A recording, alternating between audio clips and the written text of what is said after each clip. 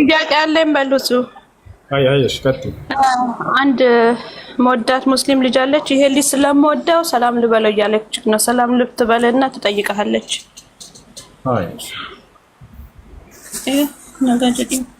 ሰላም አለይኩም። ወአለይኩም ሰላም ወራህመቱላሂ ወበረካቱ። ትዝታና ሚካ ጥያቄ ካላችሁ ትዝታለሽ? ትዝታ አለሁ። እሱ ጥያቄ አለሽ? እሺ እሱ ጥያቄ እስልምና የጀመረው መሐመድ ከተወለዱ በኋላ ነው ወይስ በፊት ነበር? በፊት ነበር። እስልምናን የመሰረተው መሐመድ ነበር? ላ እስልምናን የመሰረተው ሰው አይደለም። ሲጀመር ነብዩ መሐመድም አይደለም ሰለላሁ ዐለይሂ ወሰለም፣ ቀደምቶቹ ነብያት አይደለም።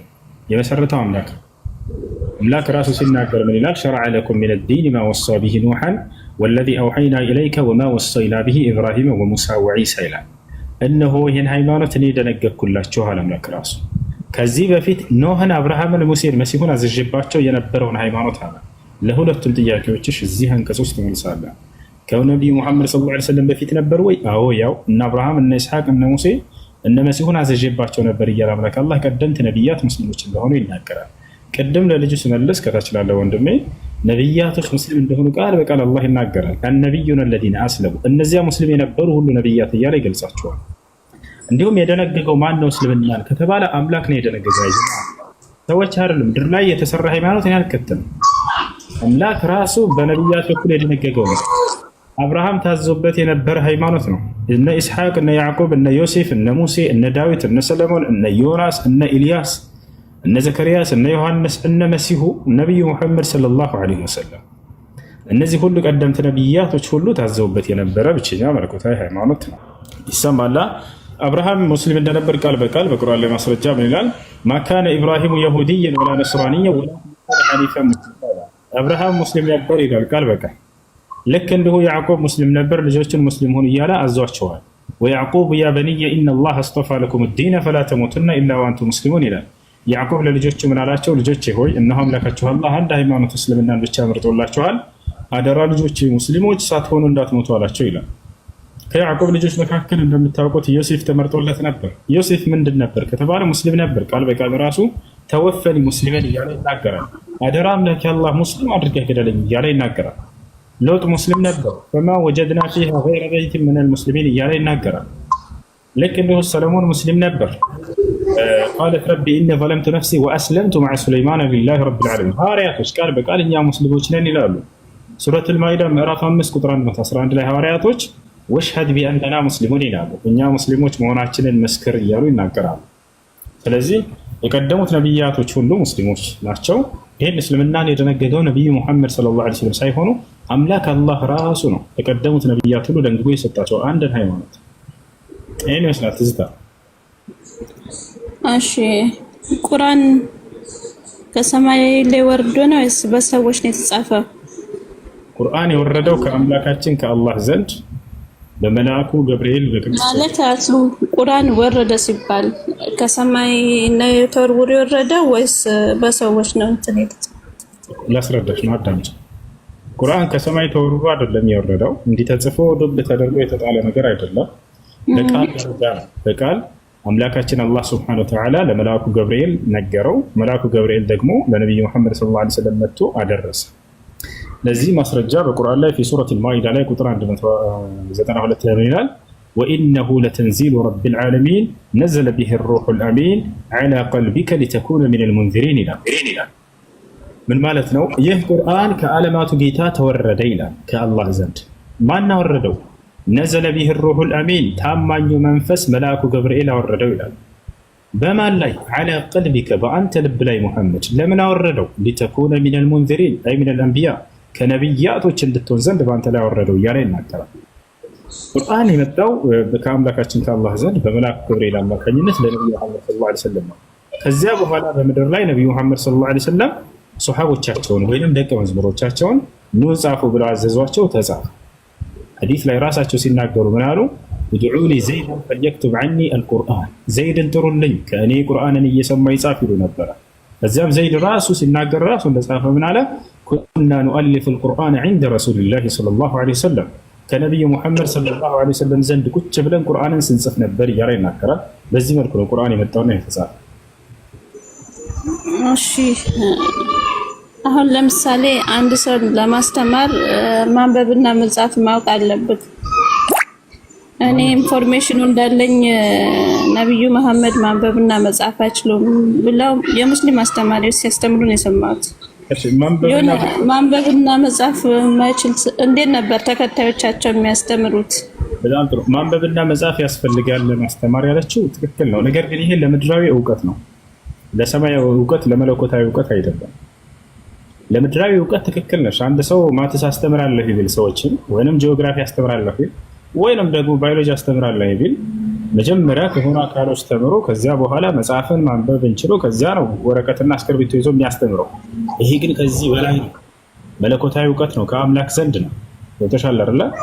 ነብዩ መሐመድ ሰለላሁ ዐለይሂ ወሰለም አልተማሩም ወይ? አዎ፣ ምድራዊ ትምህርትን የቀለምና እስክርቢቶ ይሄ እንትን ሰዎች ምድር ላይ የሚማሩትን እውቀት ቁጭ ብለው ያንን አልተማሩትም።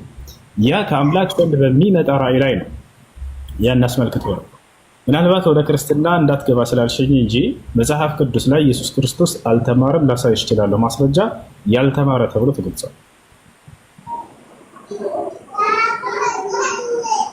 ፈቃደኛ ነሽ ላሳይሽ መጽሐፍ ቅዱስ ላይ? ሀሱ ለዛሬ ልጠይቅህ ብቻ ነው የገባሁት። ይሄ እንትን ስላልገባኝ ነው። ስለክ ቁርአን ማንበብ የማይችሉ ከሆነ እንዴት ነው ተማሪዎቻቸውን ወይንም ተከታዮቻቸውን የሚያስተምሩት? ማንበብ የሚለው ለሁለት ይከፈላል። አንደኛ መጽሐፍን ይዞ ማንበብ ነው። ሁለተኛ ደግሞ ከአምላኩ ዘንድ የሚመጣለትን ራእይ በልቡ ላይ ያረፈለትን ያንን እያነበበ ማስተማር ነው ለትውልድ ይተሻለ አይደል? ስለዚህ ነብዩ መሐመድ ሰለላሁ ዐለይሂ ወሰለም ከአምላካቸው ዘንድ ቃሉ በልባቸው ላይ መልአኩ ገብርኤል ልክ ለቀደሙት ነብያት እያመጣ እያስተላለፈ በልባቸው ላይ አስተላልፎ ይሄዳል። ያስተምራቸው እንደነበረ ነብያቶችን ያ ነብይ ከመልአኩ ገብርኤል የሰማውን ለትውልድ ማድረስ ብቻ ነው። ያንን የምድራዊ እውቀት ቢማር ራሱ ከዚህ ጋር የሚገናኝ አይደለም፣ አይጠቅመም ለዚያ። ምክንያቱም እነሱ አድርሱ የተባሉትን ቃል ያንን ማድረስ ብቻ መናገር ብቻ ነው። ከራሳቸው አይጨምሩም ነብያት። አንድ ትንፍሽ ብሎ ከራሱ ቢጨምር ከአምላኩ ዘንድ ቅጣት ይመጣበታል። ለዚህ ነው ነብዩ መሐመድ ሰለላሁ ዐለይሂ ወሰለም አላህ ሲገልጻቸው ወማ የንጢቁ ዐኒል ሀዋ ኢን ሁወ ኢላ ወሕዩን ዩሓ ይላል። ሙሐመድ ከራሱ አንዳችን አይናገርም ከእኔ ዘንድ የሚተላለፍለትን ራእይ ብቻ ነው።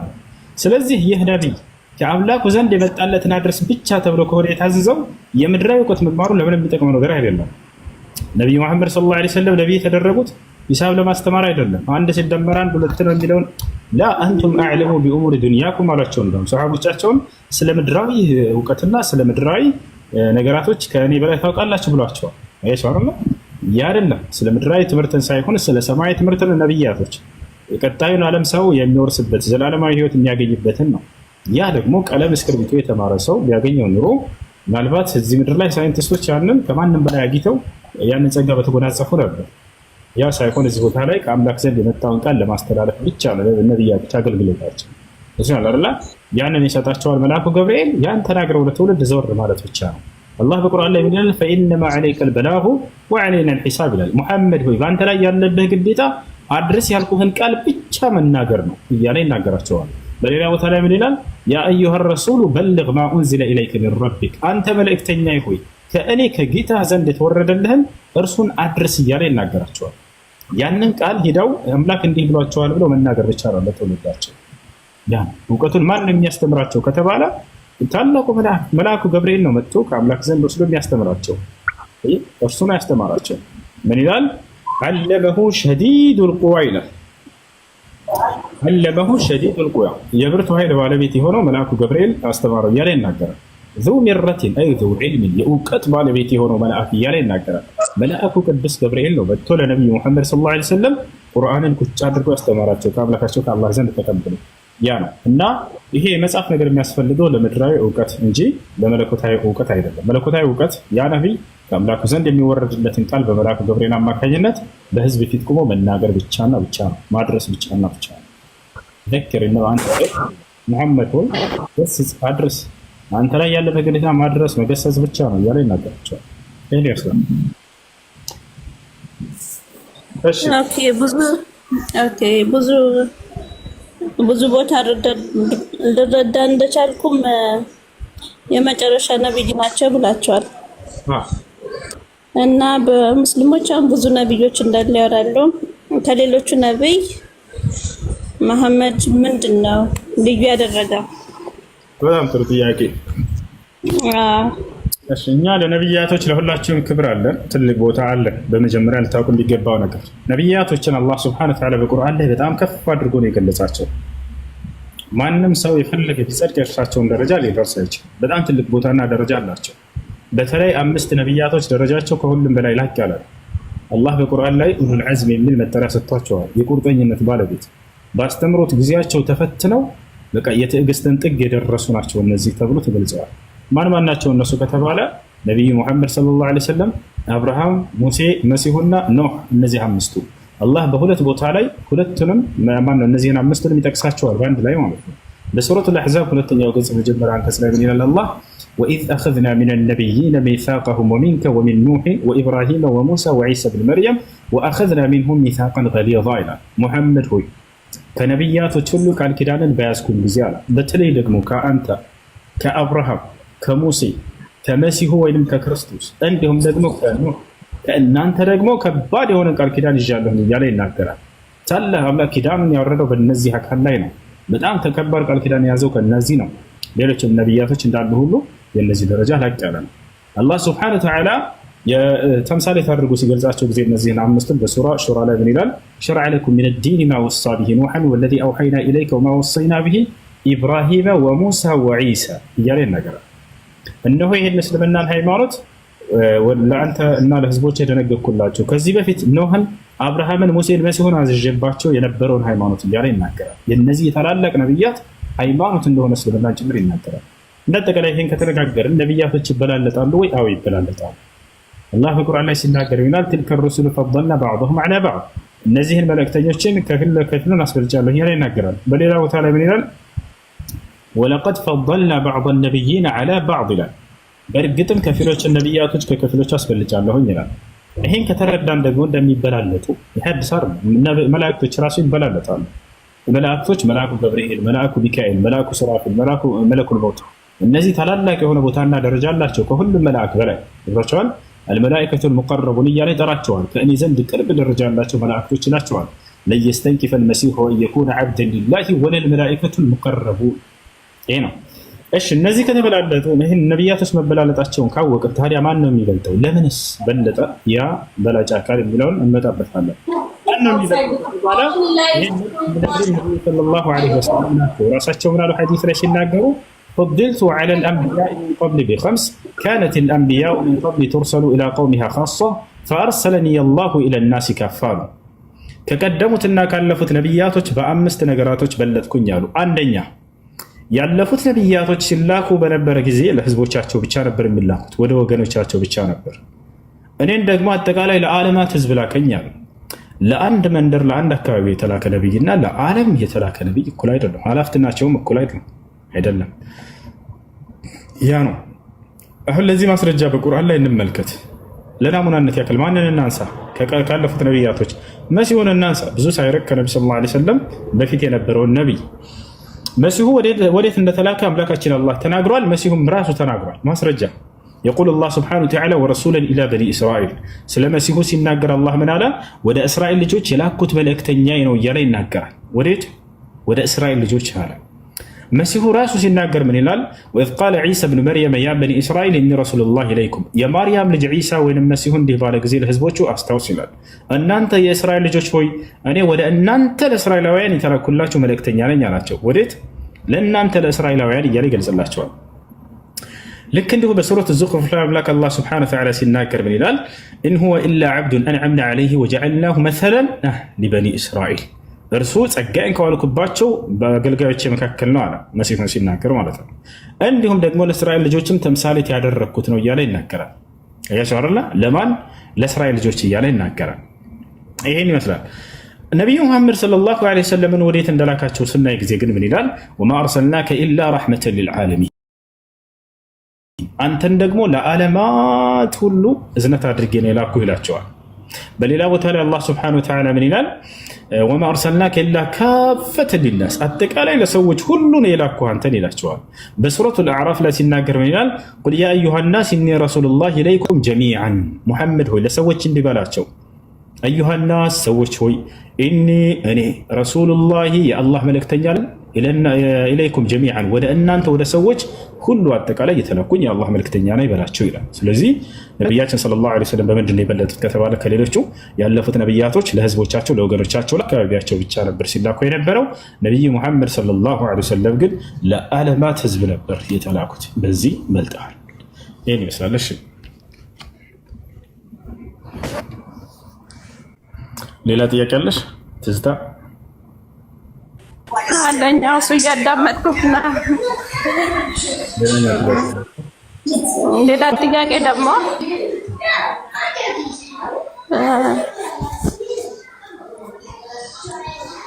በምጠይቃችሁ ጥያቄ ቅር እንዳትሰኙም፣ ስለማወቅ ያው ይሳሳታል። የቴክስቱን ካፈነቀልኩ ይቅርታ አድርጉልኝ። ለምንድን ነው ወደ ካባ ብቻ በአንድ አቅጣጫ ብቻ ለምንድን ነው የሚሰገደው? ለምሳሌ እኛ ስንጸልይ እንደፈለግን ነው የምንጸልየው፣ የምናመለክትበት አቅጣጫ የለም። ምክንያቱም ፈጣሪ ሁሉም ቦታ ስላለ ማለት ነው። ሁሉንም አካባቢ በአንድ ሰዓት ላይ ኮንትሮል ማድረግ ስለሚችል ማለት ነው። ወደ ሙስሊም ስንመጣ አንድ አቅጣጫ ብቻ ነው የሚሰገደው። ይሄ ነው ሊገባኝ አልቻለም። እሺ ጸሎት ስናደርግ ጊዜ ወደ ፈለግንበት አቅጣጫ ዙረን ጸሎት ማድረግ እንችላለን። ያ ነው ሶላት። 5 አውቃት ሶላቶችን በምንሰግድ ጊዜ ወይንም ሶላቶችን በምንሰግድ ጊዜ እዛኔ ለማለት ነው። አንድ ሙስሊም በፈለገበት ሰዓት ጸሎት ማድረግ ይችላል። ያንን ጸሎት ሲያደርግ ጊዜ ወደ ፈለገበት አቅጣጫ ዙሮ መጸለይ ይችላል። ወደ ፈለጋችሁበት አቅጣጫ ብትዞሩ ችግር የለውም ያለበት ቦታ አለ። ችግር የለበት ያለበት ቦታ አለ። ፈአይነማ ትወሉ ፈሰመ ወጅሁላህ ይላል። ወደ የትኛውም አቅጣጫ ብትዞሩ እዚያ የኔ አምላካችሁ ፊት አለ እያለ ይናገራል። የትኛውን ቦታ ዞሮ ሰውየው መጸለይ ይችላል። ጸሎት ብሎ ማለት ዱዓ ወይንም ልመና ማድረግ ይችላል። ሰውየው ወደ ፈለገበት አቋርጥና ማለት ነው። ከይቅርታ ጋር ሲጸልይ አይደለም። ለምሳሌ ቡና አፍልተው ምናምን ዱዓ የሚባል ነገር የምታደርጉት ነገር አለ። እንደሱ ሳይሆን ኖርማል ስትሰግዱ ማለት ነው። ወደ ካባ ብቻ ወይንም ወደ መካ። ለምንድን ነው ወደዛ ብቻ የሚሰገደው? ፈጣሪ እዛ ብቻ ጥያቄ ነው። ችግር የለም። ወደዛ እንደዞር ራሱ ይሄ አምልኩኝ ያለው አምላክ ራሱ ወደዚህ አቅጣጫ ዙራችሁ ስገዱ ብሎ ስላዘዘ ነው። አንደኛው እንግዲህ አምላክን ስናመልከው ጊዜ እኛ ራሳችን ደስ እንዳለን አይደለም፣ እርሱ በነቢያት በኩል ባዘዘን ትእዛዝ ነው። አምልኮ ብሎ ማለት አምላክ በነቢያት በኩል ያዘዘውን ትእዛዝ ተከትሎ መፈጸም ማለት ነው። እሱን ማምለክ ማለት ነው አይደለ? ያ ነቢይ በተወረደው ቃል አንዴ ልጨርስ ከይቅርታ ጋር አዳምጫለሽ። እስካሁን አዳምጭ። እሺ አምላክ አላህ የቱ ጋር ነው ታዲያ ወደዚያ ዙራቸው ሶላትን ስገዱ ያለው ከተባለ ጸሎት ስላልሽ ቅድም ጸሎት ማለት ሁሉንም የአምልኮ ስርዓት ስለሚያጠቃልል ነው። እሺ ዱዓ ወይም ይሄ ልመና ጸሎት ይባላል። እሱን እንደፈለግን ሆነን መጸለይ እንችላለን። ገብቶሻል? አሁን እኛ ግን አሁን ምናልሽ ከጸሎት ሁሉ አንዲቷ ነች አሁን የታዘዝንበት ሶላት የምትባለዋ ወደዚህ አቅጣጫ ዙራችሁ ስገዱ አለ። ማን ያዘዘው? ራሱ አምላክ አላህ ራሱ አምላክ በነቢዩ ሰለላሁ ዐለይሂ ወሰለም በኩል ያዘዘው ትእዛዝ ነው። የቱ ጋር ያዘዘው? አላህ ሱብሓነሁ ወተዓላ ፈወሊ ወጅሀከ ሸጥረል መስጂዲል ሐራም አለ። ሶላትን መስገድ በምትፈልግ ጊዜ ፊትህን ወደ ቂብላ አቅጣጫ ዙረህ ስገድ እያለ ተናገረ። አየሽ፣ የአምላክ ትእዛዝ ነው። አምልኮ ብሎ ማለት አምላክ በነቢያት በኩል ያዘዘውን ትእዛዝ መፈጸም ማለት ነው። ይህን ሶላት በምትሰግዱ ጊዜ ወደዛ አቅጣጫ ዙራችሁ ስገዱ አለ። አሁን ሰበቡ ምክንያቱ ምንድን ነው? የተፈለገበት ነው አላህ እዚያ ብቻ ያለን ሰው ስለሚመለከት ነው? ላ አይደለም። እሱን ጥያቄ ስላነሳሽ ነው። መካከል አላህ በዓለም ላይ የሚሰሩ አምልኮዎችን ያህል ሁሉንም አምልኮዎች ወዴት ቢፈጸሙ ከዚህ ከሶላት ውጭ ያሉትን ችግር የለም። ሌላ በርካታ አምልኮች አሉ እኮ። ሶላትን ብቻ ነው ወደ ዙራችሁ ስገዱ ያለው። እሺ ለምንድን ነው ይህን ህግ ያደረገው አምላክ? እንግዲህ ሰው ሶላት በሚሰግድ ጊዜ ወደ ተዘበራረቀ ቦታ እንዳይሰግድ ሁሉም ወደ አንድ አቅጣጫ ይዞር ዘንድ እንደ አቅጣጫ ምልክት ብቻ ነው የተደረገው ያ ካዕባ። ይህን ህግ አላህ ለምድር ሰዎች ብቻ ነው ያደረገው? አይደለም። ከኛ በፊት በሰማይ ለሚገኙ መላእክቶች ሁሉ አቅጣጫ ቂብላ አላቸው፣ ልክ እንደ ካዕባ አላቸው። ይሄን በቁርአን ላይ አላህ ስሙን ጠቅሶታል። ራሱ የሰማዩን ካዕባ ማን ይባላል? በይተል ማዕሙር ይባላል። አላህ በቁርአን ላይ ፊ ሱረት ጡር ላይ ሲገልጸው ወልበይተል ማዕሙር እያለ ይገልጸዋል። ነቢዩ ሙሐመድ ሰለላሁ ዐለይሂ ወሰለም ስለ በይተል ማዕሙር ተናግረዋል ምን እንደሆነ። ለማ ዑሪጀ ቢነቢዩ ሰለላሁ ዐለይሂ ወሰለም ኢለ ሰማኢ ሳቢዓ ነቢያችን ሰለላሁ ዐለይሂ ወሰለም ሰባቱን ሰማያት አድርገው ሄደዋል የሶላትን ትእዛዝ ሊቀበሉ። የዛን የሶላትን ትእዛዝ ሊቀበሉ በሄዱበት ጊዜ እጠላዕቱ ፊ ሰማኢ ሳቢዓ ፈረአይቱ ኢብራሂም ዐለይሂ ሰላም ሙስኒዳን ظهره على بيت المعمور هذا بيت المعمور قال النبي صلى الله عليه وسلم عنه يعني يدخل فيه كل يوم 70,000 ملك من دخل إليه مرة لن يعود إليه إلى يوم القيامة أو كما قال النبي صلى الله عليه وسلم ነቢያችን صلى الله عليه وسلم ወደ ሰባቱ ሰማይ አድርገው በሄዱ ጊዜ ሰባተኛው ሰማይ ላይ ደረስኩኝ አሉ። በዚያም ላይ አብርሃምን ተመለከትኩት። አምላክ አላህ ሱብሓነሁ ወተዓላ አብርሃምን እዛ አሳያቸው ለነብዩ ሰለላሁ ዐለይሂ ወሰለም። ምን አሉ? አብርሃምም ጀርባውን በይተል ማዕሙር የሚባለው የመላእክቶች መስጂድ ላይ ወደ እርሱ ጀርባውን አስጠግቶ ተመለከትኩኝ አሉ። ከዚያም ምን አሉ? እዚያም ላይ ይሄ በይተል ማዕሙር የሚባለው አሁን የምነግርሽ ሰባተኛው ሰማይ ላይ የሚገኘው የመላእክቶችን ምን እንደሆነ ሲገልጹት መላእክቶች በዚያ እየሄዱ በአንድ ቀን 70 ሺህ መላእክቶች እዛ ሄደው ይሰግዳሉ አሉ። አይተርላ አንዲት እዛ የመስገድን እድል ያገኘ መልአክ ድጋሚ እስከ ትንሣኤ ቀን አያገኝም ማለት ነው። መላእክቶችን ብዛት እየተጠቀሱ ነው። አንድ እዛ ቦታ ላይ በመሄድ ያንን እንደ ቅብላ አቅጣጫቸው አድርገው ወደዛ ይሰግዳሉ። ይሄን ወደ አንድ አቅጣጫ ዞሮ ይሰግዱ ዘንድ ለመላእክቶች በሰማይ ላይ ያለውን ህግ አምላክ አላህ ሱብሓነሁ ወተዓላ በምድር ላይ ይሄን ህግ አደረገው አዘዘ። በመጀመሪያ ላይ በምድር ላይ የተሰራው የአቅጣጫ ወይንም ቤተ አምልኮ ያ መካ ላይ የሚገኘው ነው። አላህ በቁርአን ላይ ሲናገር ምን ይላል? ከሰው ዘር መጀመሪያ ጀምሮ ታሪክ ያለ ነው። በነገራችን ላይ ካዕባ ከጊዜ በኋላ ነብዩ መሐመድ ሰለላሁ ዐለይሂ ወሰለም መጥተው የሰሩት ነገር አይደለም። አላህ በቁርአን ላይ ፊ ሱረት አልአንዓም ላይ ከመቼ ጀምሮ ካዕባ እንደተሰራ ሲናገር ይላል ኢነ አወለ በይትን ውዲዐ ሊናስ ለለዚ ቢበከተ ሙባረከ ወሁደን ሊልዓለሚን ይላል። ኢነ አወለ በይትን ውዲዐ ሊናስ ለሰዎች የተሰራው የመጀመሪያው ቤተ አምልኮ በዚህ ምድር ላይ ለለዚ ቢበካ ያ መካ ላይ የሚገኘው ነው እያለ ይናገራል። ለሰዎች መጀመሪያ ሲል ጊዜ የሰዎች መጀመሪያ ማን ነው? አዳም።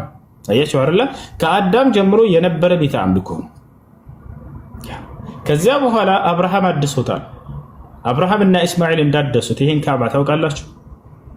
አብርሃም እና እስማኤል አድሰውታል። የት ይገኛል ማስረጃ? ሱረቱል በቀራ ላይ ነው። አምላክ አላህ ሱብሓነሁ ወተዓላ አብርሃምን እና እስማኤልን ቃል ኪዳን ያዘባቸው። ምን የሚል ቃል ኪዳን? ወዐሂድና ኢላ ኢብራሂመ ወኢስማዒል አን ጠሂራ በይቲየ ሊጣኢፊነ ወልዓኪፊነ ወሩክዕ ሱጁድ ይላል። ወደ አብርሃምና ወደ ልጁ እስማኤልም ቃል ኪዳንን ያዝኩኝ አለ። የምን ቃል ኪዳን? ያን ቤቴን ሂዱና ስሩ አጽዱት አላቸው። ለምን? ለሁለት ዓላማ ለጣኢፊና ጧፍ ለሚያደርጉ ወይንም ከሐጅ ስነ ስርዓቶች መካከል አንደኛ ነው። እርሱን ለሚዞሩት ወይንም ሐጅ ስነ ስርዓት ለሚሰሩ ሰዎች ለሁለት ዓላማ ነው ካዕባ የተሰራው። አንደኛ ለሐጅ ስነ ስርዓት መፈጸሚያ ነው፣ የእስልምና አምስተኛ መሰረት የሆነው። ከዚያ በኋላ ወልዓኪፊን አለ። በሌላ ቦታ ላይ ወልቃኢሚን እያለ በሱረቱል ሐጅ ይናገራል። ወደ እርሱ ቆመው ለሚሰግዱ ሰዎችም አለ። አየሽ፣ አብርሃም እና ኢስማኤልን አላህ ስሩ ሲላቸው ጊዜ ለሁለት ዓላማ ነው። እርሱን የሐጅ ስነ ስርዓት መፈጸሚያ፣ ሁለተኛ ደግሞ የሶላት አቅጣጫ አድርገው ሰዎች ወደ ተዘበራረቀ ቦታ እንዳይሰግዱ አንድ አቅጣጫ ይዘው እንዲሰግዱ ዘንድ ምልክት አድርገህ አስቀምጥላቸው ብሎ ታዞ አብርሃም ነው የሰራ። አብርሃም እና እስማኤል እንደሰሩት እዚያው ላይ ምን ይላል? ወኢዝ የርፈዑ ኢብራሂሙ ልቀዋዒደ ሚን ልበይት ይላል። አብርሃም እና እስማኤልም ቤቱን መሰረት አንስተው በሰሩ ጊዜ ይላል። ፈቃደኛ ከሆንሽ አሁንም መጽሐፍ ቅዱስ ላይ ሙሴና አሮን ወደ መካ ሂደው ሐጅ እንዳደረጉ ላሳይሽ እችላለሁኝ። አሁን ፈቃደኛ ከሆንሽ ይሄን ካዕባን አራቱን ማዕዘን ምስሉን እንዳለ መጽሐፍ ቅዱስ ላይ አሳይሻለሁ። መካ የሚለውን ቃል ላሳይሽ መጽሐፍ ቅዱስ ላይ፣ ካዕባን ሁሉ ላሳይሽ። ትዝታ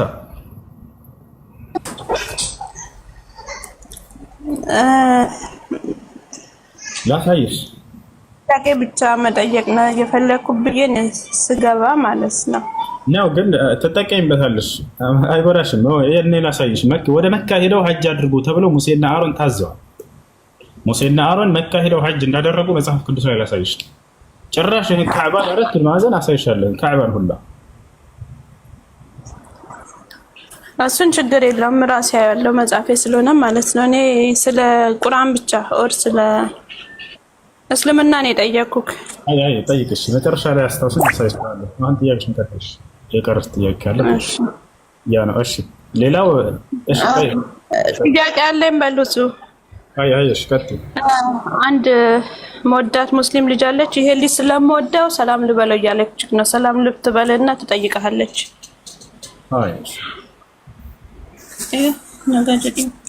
ሰላም አለይኩም። ወአለይኩም ሰላም ወራህመቱላሂ ወበረካቱ። አማርኛ ብዙ አችልም፣ ኦሮምኛ ነው የሚያወሩ። አከም በይማ ነጉማ ምን ነበር የሚባለው? ጅራ ረኮን ገቡና እንደካገሩ በደስሩት ድበቹ እንደው አማርፋ ብዙ አችልም፣ ትንንሽ ነው ግን ሰማለሁ። ረቢ ኡሙሪ ከሰና ዴረሱ ጀባዳ አሚን አሚን ባየን ሲንጃለዳ አሚን አሚን ዋና ተብን ወዷለሁ እንደዚህ ወዷለሁ። ሆሱ ያለችው እግዚአብሔር እድሜያችን አላህ እድሜያችን ያርዝምልኝ። በጣም ወድሃለሁ፣ በጣም ነው ማከብረክ ኡስታዝ። በዚህ አጋጣሚ እያለችክ ነው ጓደኛ። የአማርኛ ትንሽ አጠር ይላታል። ችግር የለም። እሺ እናመሰግናለን። አላህ ይወደዳት፣ አላህ ያክብራት። እሺ ሌላ ጥያቄ አለ? እሺ ጥያቄሽን ቀጥል።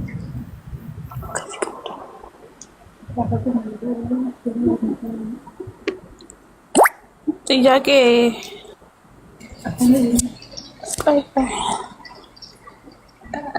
ሰላት አውርዱ ማለት ምን ማለት ነው? ለእሳቸው ትሰግዳላችሁ? ዋት አንሰግድም፣ ለእሳቸው አንሰግድም። ትርጉም ልንገርሻ። አላህ በቁርአን ላይ ምን ይላል? ያ አዩሃ ለዚነ አመኑ ሰሉ ዐለይሂ። አምላካችን አላህ ምን አለ በቁርአን ላይ? እናንተ ያመናችሁ ሰዎች ሆይ በነቢዩ ሙሐመድ ላይ ሰለዋትን አውርደዋል። ሰላት ማለት ባጭሩ ቃል ውዳሴ ማለት ነው። ነቢዩ ሙሐመድ ሰለላሁ ዐለይሂ ወሰለም ጋር መጡና ጠየቋቸው። ምን አሉ ሰሃቦች? ያ ረሱለላህ ኢነላህ አመረና አን ኑሰሊ ዐለይከ ፈከይፈ ኑሰሊ ዐለይከ፣ አንቱ የአላህ መልእክተኛ ሆይ አሏቸው። እርሳቸው ተጠይቀው የመለሱትን መልስ ልንገርሽ። ምን አሏቸው? ሰዎች መጥተው አንቱ የአላህ መልእክተኛ ሆይ አላህ በእርሶ ላይ ሰለዋት እንድናወርድ አዞናል። ከይፈ ኑሰሊ ዐለይከ፣ እንዴት ነው በእርሶ ላይ ሰለዋት የምናወርደው ብለው ጠይቋቸው። ለእኔ ስገዱልኝ ማለት ነው አላሏቸውም። ታዲያ ምን አሏቸው? ቁሉ አሏቸው፣ በሉ ንግግር ነው። አላሁመ ሰሊ ወሰልም ዐላ ነቢይና ሙሐመድ፣ ይሄን በሉ ብለው ተናገሯቸው። በቃ ይሄ ነው መልሱ። አምላካችን አላህ ሆይ በነቢያችን ሙሐመድ ላይ ውዳሴህንና ሰላምህን አስፍን ብላችሁ እርሱን ነው የምትጠይቁት ብለው ተናገሩ። ስለዚህ እኛ ሰላት እናወርዳለን ስንል ጊዜ አምላካችን አላህ ሆይ በነቢዩ ሙሐመድ ላይ ውዳሴና ሰላምህን አስፍን እያለን ያን ነው የምንለው እንጂ ለእርሳቸው መስገድ አይደለም። እሺ እሱ ለዛሬ በቃኛል። በጣም ነው የማመሰግነው። ጥሩ ማብራሪያ ነው። እሺ እናመሰግናለን። ሚካ አለሽ?